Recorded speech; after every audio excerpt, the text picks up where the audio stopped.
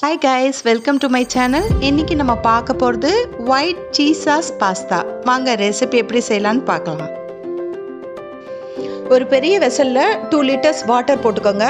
அதுல நல்லா கொதிச்சதுக்கு அப்புறமா ஒரு பெரிய ஸ்பூன் ஃபுல்லா கிறிஸ்டல் சால்ட் போட்டுக்கோங்க. நார்மல் சால்ட் போட்டாலும் பரவாயில்ல.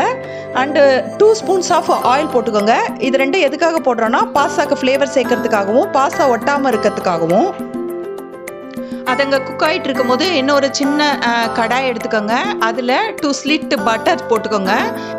இப்போ இந்த பட்டர் மெல்ட் ஆனதுக்கப்புறம் அதில் 3 ஸ்பூன்ஸ் ஆஃப் ஒயிட் ஃப்ளார் போட்டு அதையும் நல்லா மிக்ஸ் பண்ணிக்கோங்க. இது ஒரு திக்னஸ் கொடுக்க போகுது நம்ம பாஸ்தாவுக்கு. இப்போ நம்மளோட 1/2 liter பாயில்டு மில்க்லேருந்து 1 கப் மாத்திரம் எடுத்து இந்த ஸ்டேஜில் ஆட் பண்ணி அதையும் நல்லா மிக்ஸ் பண்ணி குக் பண்ணிக்கோங்க.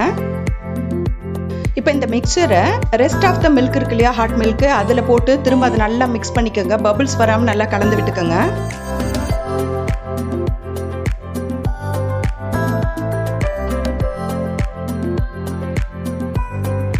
இந்த ஸ்டேஜில் 200 grams கிரேட்டட் செடார் சீஸ் எடுத்து போட்டுக்கலாம். அதில் 1 spoon white pepper, 1 spoon salt, இது மூணையும் போட்டு நல்லா மிக்ஸ் பண்ணிக்கோங்க.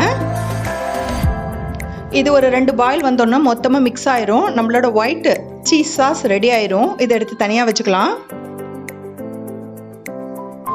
ஒரு பெரிய ஹெவி பாட் எடுத்துக்கோங்க. அதில் 3 ஸ்பூன்ஸ் ஆயில் போட்டுக்கோங்க. 1 ஸ்பூன் பட்டர், ரெண்டே போட்டுக்கோங்க. பட்டர் மெல்ட் ஆனதுக்கு அப்புறமா 1/4 ஸ்பூன் சேஜ் ஆட் பண்ணுங்க. சேஜ் நல்லா ஃப்ளேவர் கொடுக்கும் பாஸ்தாக்கு. அப்புறம் 1 by 1 நம்ம மென்ஷன் பண்ண இன்க்ரீடியன்ஸ் எல்லாம் சேர்க்கலாம்.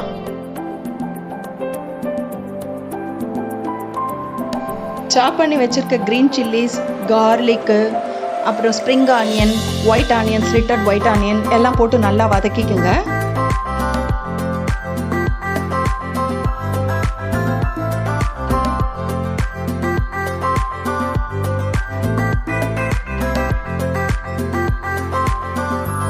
நாம் இப்போ டெல் மாண்டே பாஸ்தா எடுத்துருக்கோம். இது வீட் பாஸ்தா. சாஸ் நல்லா அப்சர்வ் பண்ணும் அது. அப்புறம் ரொம்ப ஸ்ட்ராங் ஃப்ளேவரும் இருக்கும், ரொம்ப நல்லாயிருக்கும். ஆனியன் போட்டு வதக்கினதுக்கு அப்புறமா நம்ம ப்ரான்ஸ் வச்சுருக்கோம் இல்லையா, க்ளீன் பண்ண ப்ரான்ஸு, அதையும் இது கூட ஆட் பண்ணி நல்லா வதக்கிக்கோங்க. ஒரு 2 minutes வதக்கினா போதும். இப்போ வதக்கின பொருளுக்கு தேவையான அளவுக்கு சால்ட்டை நம்ம ஆட் பண்ணிடலாம். நான் இப்போ 1/2 ஸ்பூன் சால்ட் போட்டிருக்கேன். 1 கப்பு பாஸ்தா வாட்டர், நம்ம பாஸ்தா ஏற்கனவே குக் பண்ணிக்கிட்டு இருக்கோம் இல்லையா, அதை ட்ரைன் பண்ணும்போது அதுலேருந்து 1 கப்பு வாட்டரை மட்டும் எடுத்து வச்சுக்கோங்க. இப்போ இந்த ப்ரான்க்கு மேலே அந்த 1 கப்பு பாஸ்தா வாட்டரை ஃபஸ்ட்டு விட்டுருங்க. 1 பாயில் விட்டதுக்கு அப்புறமா நம்மளோட பாஸ்தாவை இப்போ ஆட் பண்ணலாம். பாஸ்தா நம்ம ஃபில்டர் பண்ணி எடுக்கும் போதே நல்லா பைட் பண்ணுற மாதிரி இருக்கணும். ரொம்ப வெந்துடாமல் பார்த்துக்கோங்க. ஏன்னா அகெயின் ப்ரான் இந்த மசாலாவோட ஒரு வாட்டி அது வேகணும். இப்போ நம்ம பாஸ்தா ஆட் பண்ணதுக்கப்புறமா இப்போ லிட் போட்டுடலாம். 2 to 3 minutes வெந்தால் போதும். அதுவே அதுக்கு குக் பண்ணுறதுக்கு சரியான டைமாக இருக்கும். ஃபைனலாக நம்ம ரெடி பண்ணி வச்சுருக்கோம் இல்லையா ஒயிட் சீஸ் சாஸ், அதை இதில் ஆட் பண்ணிடலாம். ஆட் பண்ணி நல்லா கலந்து விட்டுக்கோங்க. நம்மளோட white cheese sauce pasta ready ஆயிடுச்சு. இந்த பாஸ்தாவை கிறிஸ்பியான ப்ரெட்டோட ரோஸ்ட் பண்ணி சாப்பிடுங்க, ரொம்ப நல்லாயிருக்கும்.